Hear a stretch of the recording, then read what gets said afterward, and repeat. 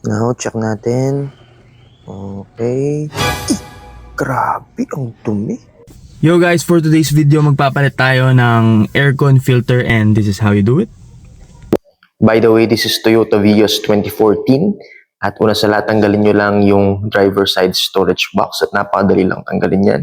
Isagad nyo lang hanggang sa stopper, tapos dahan-dahan, gapayin nyo at hilahin. Yun, matatanggal nyo na.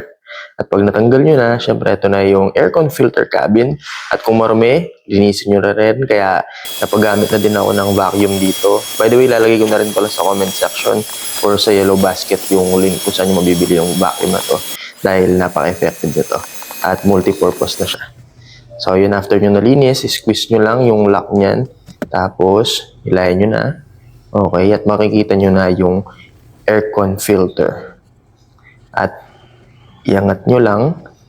At ayan, napakadumi. Diba, kita nyo naman at baka ganyan na yun sa inyo. Kaya palitan nyo na. By the way, nakakuha nyo na, linisin nyo na lang ulit.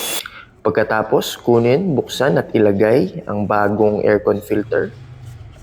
Ilagay ko na rin pala sa comment section or sa yellow basket kung saan mabibili.